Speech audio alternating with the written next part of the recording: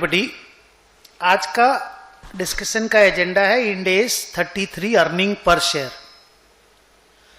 अब क्योंकि ऐसे भी इंड एज कंपनियों के ऊपर एप्लीकेबल है और अर्निंग पर शेयर में तो शेयर है नीचे में, तो शेयर कैपिटल तो कंपनियों में ही पॉसिबल है, तो ऐसे भी ईपीएस जो है वो सिर्फ कॉर्पोरेट एंटिटीज के ऊपर ही ये वाला एस एप्लीकेबल होने वाला है।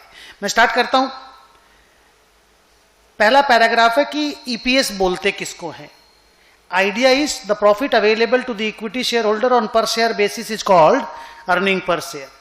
कहने का मतलब है कि प्रॉफिट ऑफ द कंपनी, आप एक बार पैट बोल दो उसको, it is not exactly PAT, it is profit available for equity share holders, जिसका फर्दर डिस्कशन आएगा।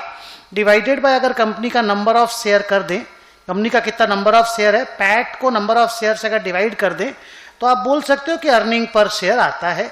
और ये जो अर्निंग पर शेयर आता है ना, इसी के ऊपर ये इंड एज 33 है। ईपीएस को बहुत ही इंपॉर्टेंट फिनेंशियल इंफॉर्मेशन माना जाता है और इंड एज 33 का बोलना है कि ईपीएस दो तरह का होता है। One is basic EPS, another is diluted EPS. हम लोग पढ़ेंगे धीरे धीरे दोनों को। और दोनों ही ईपीएस को, मान लो एक कंपनी का बेसिक ईपीएस 40 रुपीज का है और डाइल्यूटेड ईपीएस 37 रुपीज का है, तो दोनों ही ईपीएस को जो statement of P and L है उसके फेस पे दिखाना पड़ता है विथ इक्वल प्रोमिनेंस। मतलब बेसिक ईपीएस 40, डाइल्यूटेड ईपीएस 37, एकदम इक्वल प्रोमिनेंस के साथ दिखाना है। हाँ, अगर दोनों ही 40-40 है या दोनों ही 37-37 है तो फिर आपको ऐसे लिखना पड़ेगा basic and diluted EPS 37, basic and diluted EPS 40। लेकिन अगर बेसिक 40 और डाइल्यूटेड ईपीएस 37 है तो लिखना पड़ेगा बेसिक ईपीएस 40, उसके नीचे लाइन में डाइल्यूटेड ईपीएस 37। अब ये दोनों होता क्या है, निकलता कैसे है, हम लोग पढ़ेंगे।